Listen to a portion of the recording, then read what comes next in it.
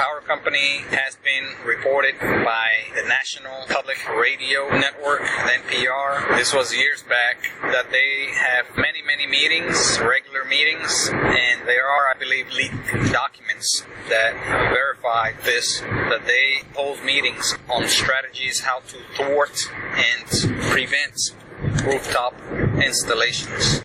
Believe me, my friends, this is their biggest fear.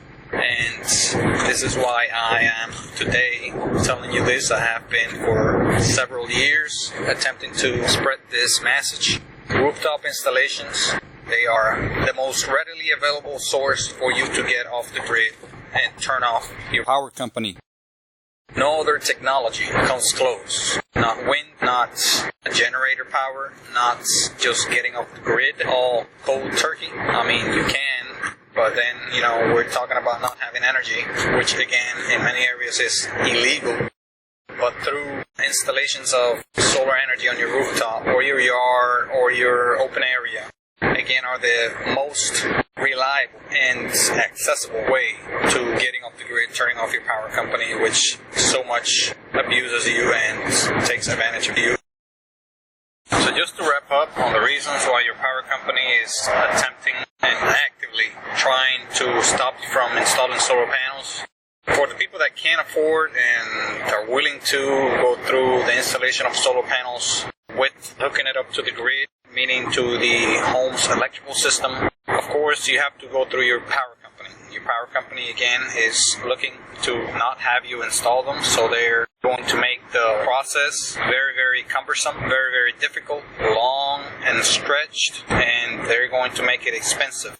Those three things will weed out many people that are willing and able to get solar energy installed in their homes. The difficulty of getting a solar system approved. Again, there is a quota, meaning a cap limit on the amount of people that can actually put solar energy on roofs in any one location, city, community, county, state. The cap, I believe, here in the state of Georgia is like 5,000 individuals for Georgia Power customers, which is very low. There is perhaps millions of customers here in the state, a few million, and by having a 5,000 cap is basically putting the brakes.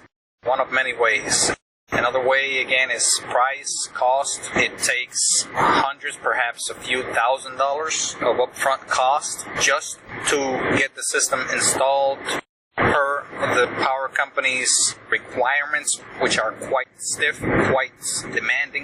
It could cost more than a few $1,000s. Actually, it could cost from $5,000 to $10,000 just for installation costs, depending on the size of the system, sometimes even more.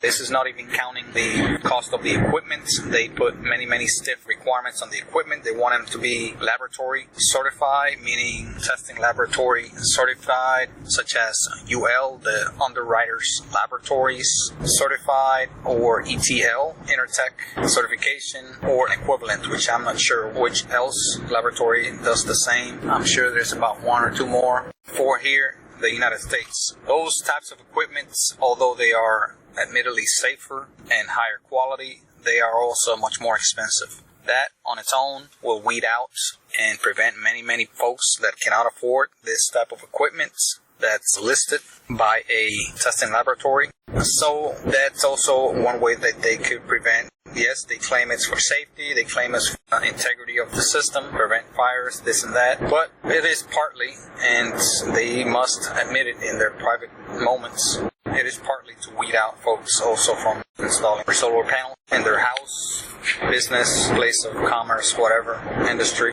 Another hoop that you have to jump into is basically the complexity of going through the process, the long drawn process of getting a solar panel system installed in your home and commissioned, turned on, operating. They require a very large amount of paperwork. They require long and complicated applications to be filled, to be approved, to be paid for. An approval, I just found out, of a small system, I believe of 250 kilowatt hours or less, which is pretty much residential size, light commercial. We're looking at $800 just to file a permit for such installation. You have to provide all kinds of documents. You have to provide proof and documentation that the installation was done by a certified and licensed contractor, electrician, or both. You have to provide proof, evidence, and probably inspections to prove that your equipment is listed by, again, a testing laboratory. You have to provide drawings. You have to provide maps showing exact locations of disconnects, exact location of the generation system or your solar panels, wiring, etc. to the power company. Yes, I do know what this is all for. It's for safety reasons, to have that stuff documented in their records. However, they throw it all into the hands of the owner or the contractor or both.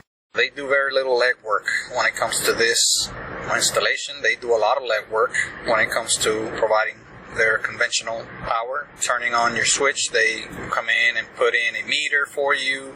And that brings me to my next point. You have to purchase a meter. They call it net meter or net metering meter. And this is a meter that's supposed to turn or slow down to basically detect the power that you're producing through solar panels, or even reverse, advancing reverse, or turn backwards, as they call it, to basically give you credits of the power that you produce, the surplus power you produce, or the power you produce over the one that you use or consume. I believe this is done by design. All of these things are done partly.